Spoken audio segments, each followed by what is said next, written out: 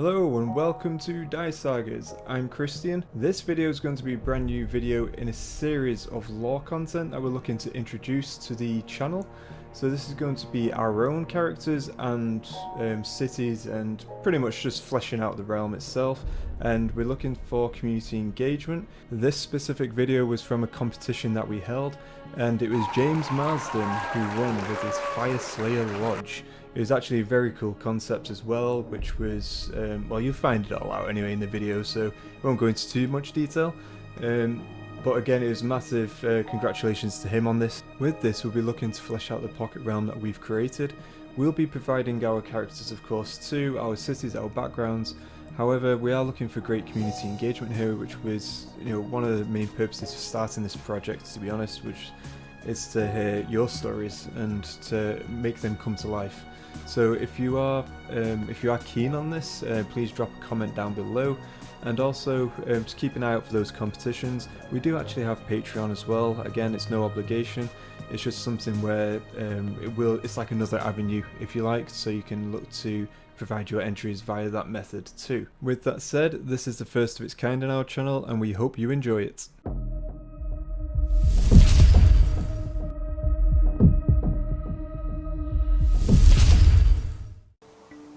A Brief History of the Yormund Fyreslayer Lodge by Professor Balthasar von Hoss, Research Historiographer, University of Heingrad. This treatise is the latest in my works, detailing our fair realm of the Penumbra lowlands. Here, I attempt to impart some information regarding the noble Fyreslayers of the Yormund Lodge, based in the forebodingly named Helglass Peak. My main source for this information was a dwarven Fyreslayer by the name of Lognir, who was formerly a member of the Yormund Lodge. He had left on account of something he called Glimmerlust. Whilst I was unable to pry any concrete details regarding this, I do believe it to be something we humans call Wanderlust. Upon our first meeting, was unwilling to the point of aggression to discuss the intricacies of his former lodge. However, knowing that Dwarden can be easily swayed with all things golden, I immediately produced a few choice trinkets. Sadly, none of these were of interest to Lognir. It was then that I recalled the small idol I had found on an expedition to the abandoned temple in the Bright Marsh. I showed it to Lognir, and a curious thing happened. He sniffed it. He stared at the curio like a man who hasn't eaten for a month would stare at a roast pheasant. Truth be told, I had not thought it to be true gold, as it had a somewhat strange luster to my eye. I offered Lognir the idol in exchange for the information. His response was as positive as it was rapid. Here, therefore, are my findings from my stout subject. Helglass Peak is a volcano of spectacular height and power. The pyroclastic flows cool quickly, and as shapes into wicked barbs and blades in the high winds of the peaks. Thus it's named Helglass Peak. Any who come uninvited, or unguided for that matter, are sure to find themselves pierced and flayed by the peak itself. Never mind the Fyreslayers who dwell within. The lodge is currently led by Auric Runefather Brun Sterngaze, the branded High King of Helglass Peak, which is, I'm assured, is just a small sampling of his full official title known only to the Dwarden. He assumed the mantle of Runefather when his own forebear Snorri Sterngaze was killed by the gloom-spiked loon boss Bittersnick the Maniacal and his Manglersquig Bobgob at the Battle of Wailing Pass during the Wayfair Wars. Brun is an active war leader and is often out on campaign rather than at home, sat on the glass throne, leaving the day-to-day running of his kingdom to the senior Zalagrim priests. There is always at least one of his sons acting as regents in his stead.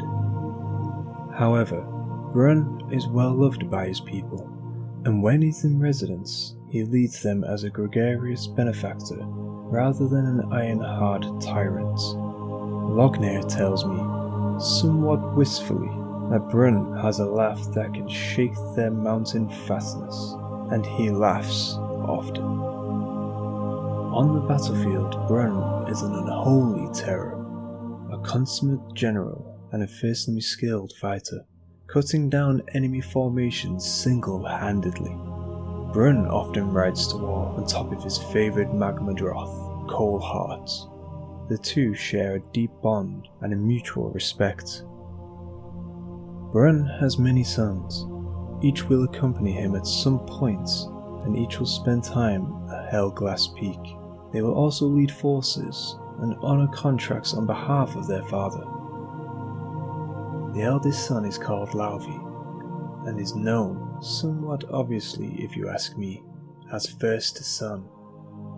He is the presumptive heir to the glass throne, though I have come to the understanding that this is owing to his leadership qualities, as opposed to him being the eldest son. An interesting fact about the Yormund Lodge structure is that Brun's brother is a resident and honoured member of the lodge. Herdar Sterngaze originally left the lodge to found his own, as if often the way of things within the Fyreslayer community, according to Lochner. However, tragedy struck and his lodge was sacked by foul forces. Herdar brought the few survivors he had managed to save back to the Helglass Peak and beseeched his brother to let him live amongst his people. Having no quarrel with Herdar, Brun agreed. Herdar took a very serious oath to always stand by his brother and never attempt to interfere with the succession of his sons. He fights for Yormund with his last remaining Huskarls. Interestingly, Lochner recounted that Herdar and his Huskarls are often confused for a legendary troop of Fyreslayers as the Chosen Axes and their leader Fulgrimnir. The Yormund typically have bright yellow hair, and their lodge colours is turquoise, which creates a striking effect when arrayed on the battlefield. They mark rank with turquoise stripes dyed into their hair, one for a carl, roughly equivalent to a sergeant within a unit of swordsmen or guardsmen, two for a higher ranking member of the lodge, such as a son or indeed brother of a king or a battlesmith, and three for the king himself. The priests of Yormund do not follow this tradition, and neither do those who have taken oaths to die in battle, or sit outside the command structure such as a Doomseeker or the Grimwrath. Lochner discussed each of these at some length, though I will pen a separate discourse on this particular path that a Fyreslayer may take. Thank you for viewing our video. If you like the content, please like and subscribe. Don't forget to hit the bell icon too to be notified of future content. We've also got links to Facebook and Instagram in the links below. We've also started a Patreon. It's by no means an obligation, however, if you'd like to support the channel, please obviously check that out. It's down below in the description too. I'd like to thank you again for viewing our content. Take care and let the dice tell the story.